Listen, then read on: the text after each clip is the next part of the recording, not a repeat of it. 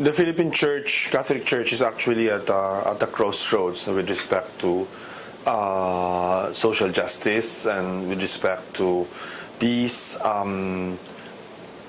poverty, sort of all the range of things where it needs to weigh in also in the building of the kingdom of God. I mean, and the challenge for the Catholic Church is actually to understand the structural nature of these issues. I mean, that they are not just a matter of good and evil, not just a matter of individuals, but a matter of actually changing things in society, changing patterns in society, changing our structures in society. Now, historically, there's always been Catholic leaders and leaders from the church that have played this role. I mean, Bishop Antonio Fortich of Negros before, Bishop Francisco Claver, Bishop Julio Labayen.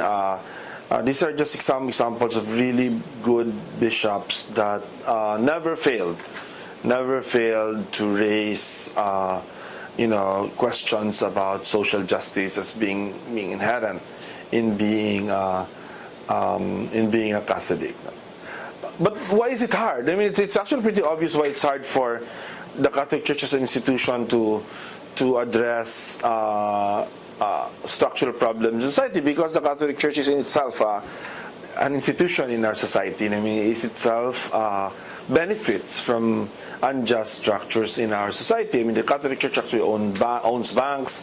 Catholic Church owns stocks in corporations, and there are Catholics that are leaders that the church ministers to that are actually from the elite. I mean, including from the government and from the richest families. So in a way, you can say that the church and the powerful in our society, economically and political power, are actually quite tight with each other. So it's comes naturally to be conservative in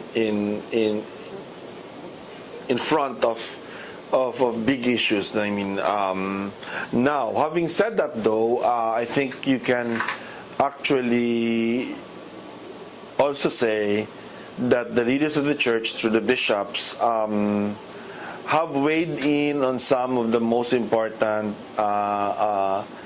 issues. I mean, agrarian reform, they're fairly united about that. I mean, they've been very vocal about, like, for example, getting the agrarian reform law extended. So here, from below to the highest levels of the church, there is unity.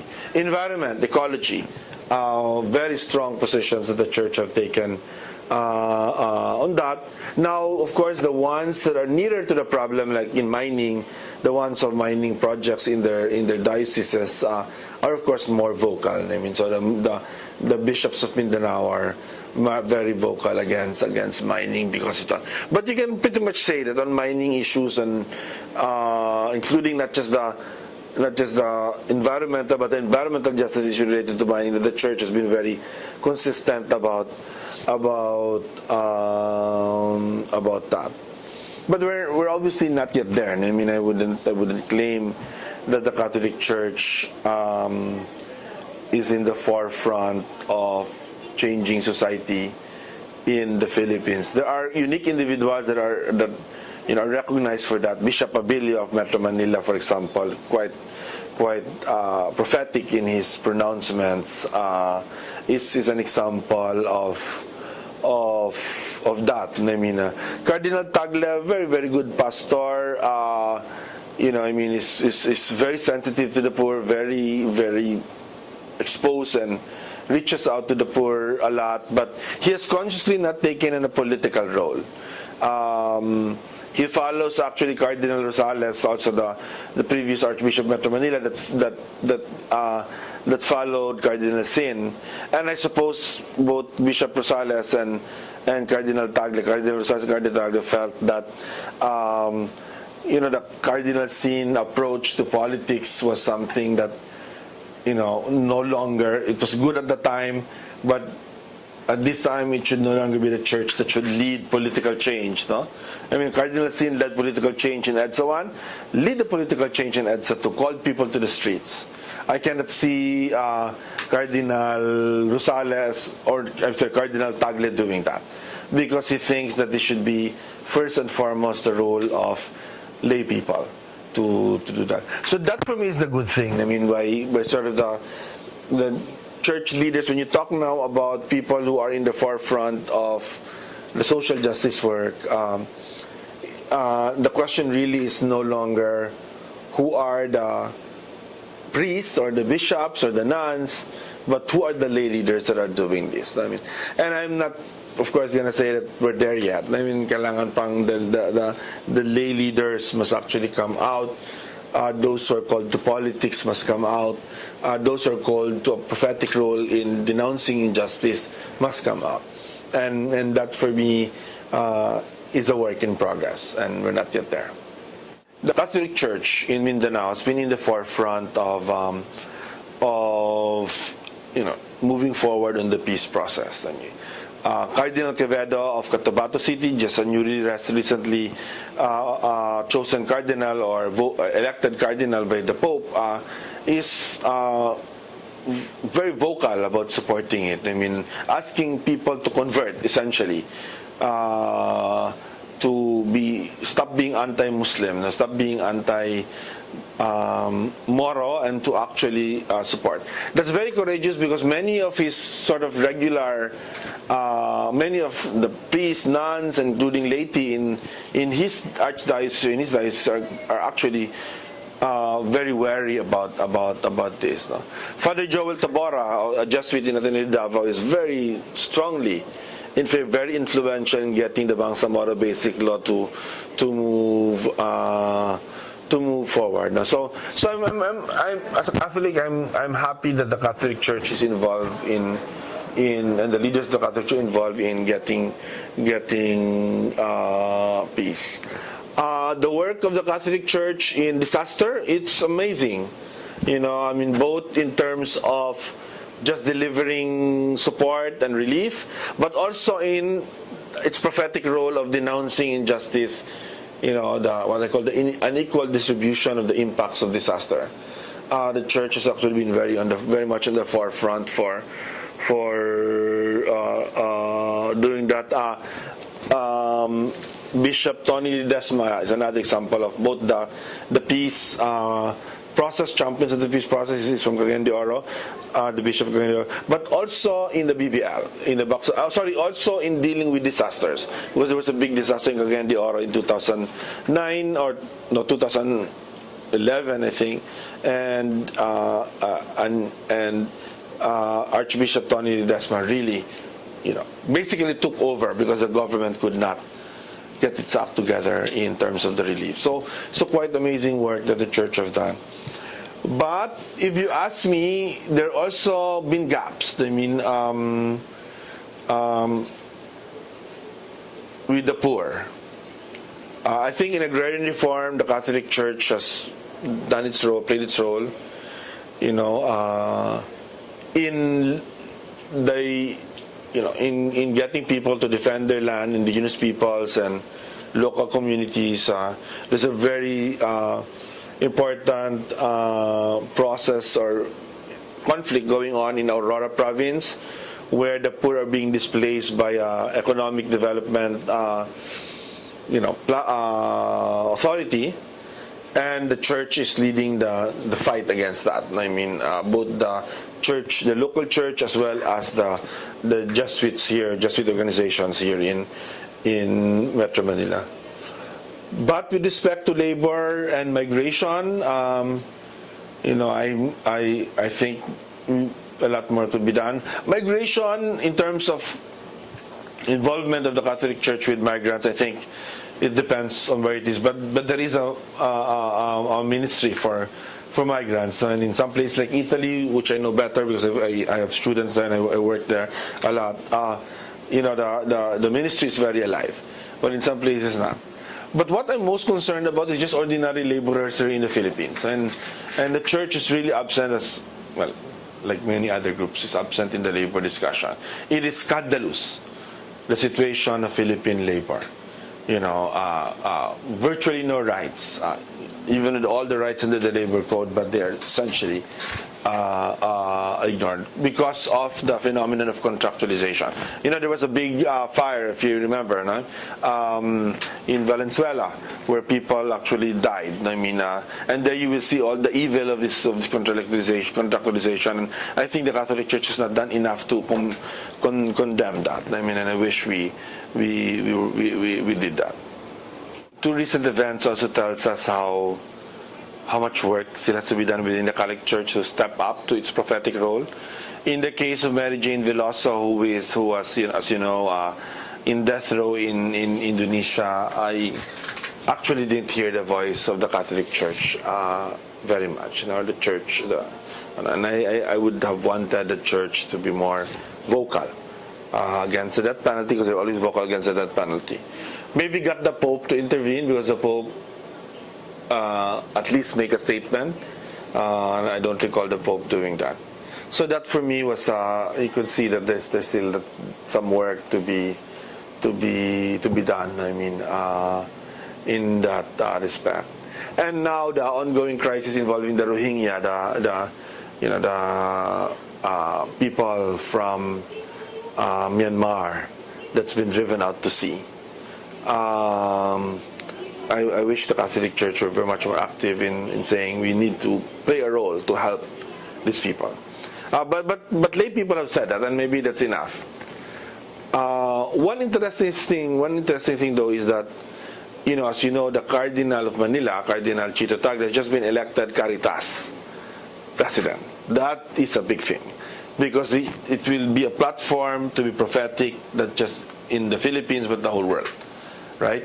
Climate change, for example, is going to be a big thing, I think, for the Catholic Church, with the encyclical of the Pope coming, with Cardinal Tagle, head of head of Caritas International. I can foresee how the Church will be very active in the field of climate change and environmental destruction. On mining, the Church actually has quite both on the one, but also very clear policy. That you can only do responsible mining, which means that you are taking care of the environment and that you are making sure that everyone benefits from the activity. But the truth is that we have not been able to find mining companies that can live up to that. And that's why the Church very specifically have condemned mining companies, have condemned mining as an activity, have taken a position on changing the mining law or repealing the mining law for being too pro-mining. So that's quite clear, no? But there's no real contradiction between that and the dialogue with mining companies, because there are mining companies that accept that position, the premises of that position, that in fact mining has to be responsible, and that mining has to benefit the people, and that mining has to be done protecting the environment, right? So the dialogue is around, well, can we actually do that? It's for me, the dialogue is about being honest about whether this can be done or not. And so I've seen that. It's very contentious. Even those of us that have been pushing the dialogue have been attacked by mining companies because they think it's too lopsided in favor of being anti-mining. But I've always said that, first I disagree with that categorization, and second, the truth might hurt, the truth might be painful, but it has to be said, right? So the Jesuit paper on mining, which has talking points about mining, it's about telling us how to deal with mining companies, without necessarily accepting or supporting it. Because that's the thing, the reality is that mining is there. It's not going to go away, even if you want it to go away. So therefore, you have to lock heads with it, right? You have to deal with it. You have to negotiate with it if necessary. Because it's there. It's a reality that's there. Either approved na siya, or either an approved operation, or it's seeking approval. And it will not just go away. because the stakes are very high for them and they've invested a lot and they will want to stay. And so from a church point of view, you might be against it, but you have no choice but to dialogue with it, to engage with it, to make sure that your views are heard and to make sure that the right things are done. But it's very tough, I have to tell you. The mining companies are very tough in my experience.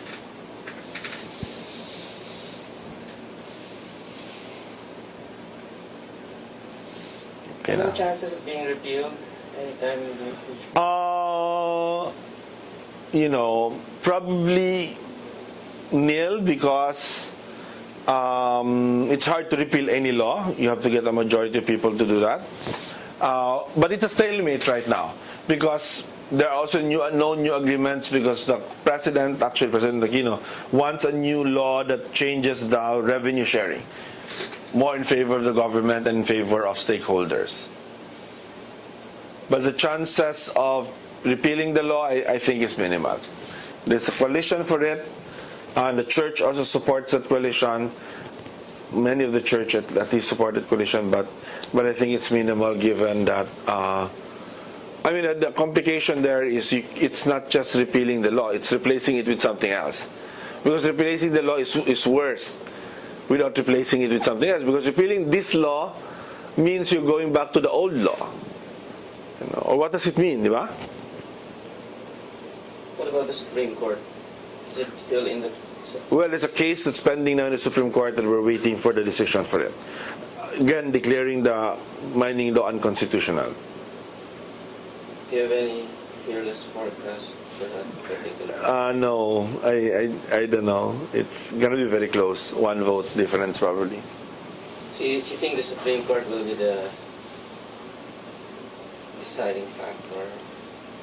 No, I think it will be the executive, whether the president, but this president is seen as not supportive, not even anti-mining, but not supportive of mining. And that's why mining has slowed down in the last 5 years. Basically, the mining companies are waiting for the next president, hoping that the next president will be more pro-mining. And the church, in that way, also is just quiet, because panalo naman right now, di ba?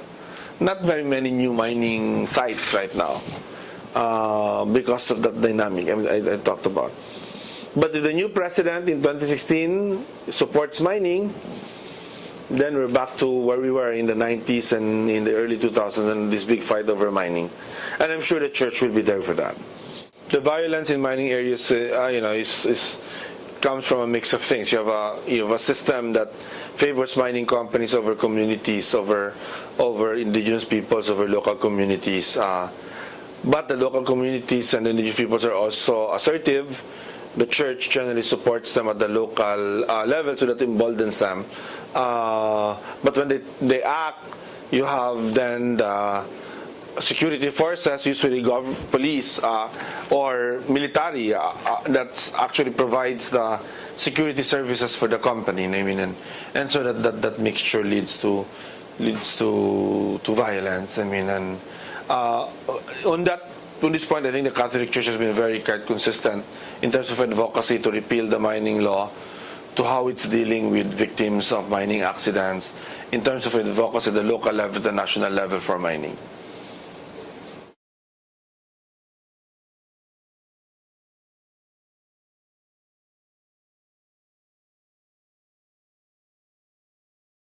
Just a matter of good and evil, not just a matter of individuals, but a matter of actually changing things in society, changing patterns in society, changing our structures in society. Now, historically, there's always been Catholic leaders and leaders from the church that have played this role. Bishop Antonio Fortich of Negros before, Bishop Francisco Claver, Bishop Julio Labayen. These are just some examples of really good bishops that never failed. And there are Catholics that are leaders that the church ministers to, that are actually from the elite. Including from the government and from the richest families. So in a way, you can say that the church and the powerful in our society, economically and political power, are actually quite tight with each other. So it's comes naturally to be conservative in front of big issues. I mean, now the Philippine Church, Catholic Church, is actually at a crossroads with respect to social justice and with respect to peace, poverty, sort of all the range of things where it needs to weigh in also in the building of the kingdom of God. I mean, and the challenge for the Catholic Church is actually to understand the structural nature of these issues. I mean, that they are not ever failed to raise questions about social justice as being inherent in being a Catholic. But why is it hard? I mean, it's actually pretty obvious why it's hard for the Catholic Church as an institution to address structural problems in society, because the Catholic Church is in itself an institution in our society. I mean, it itself benefits from unjust structures in our society. I mean, the Catholic Church actually owns banks. Catholic Church owns stocks in corporations, and now, having said that, though, I think you can actually also say that the leaders of the church, through the bishops, have weighed in on some of the most important issues. I mean, agrarian reform, they're fairly united about that. I mean, they've been very vocal about, like, for example, getting the agrarian reform law extended. So here, from below to the highest levels of the church, there is unity. Environment, ecology, very strong positions that the church have taken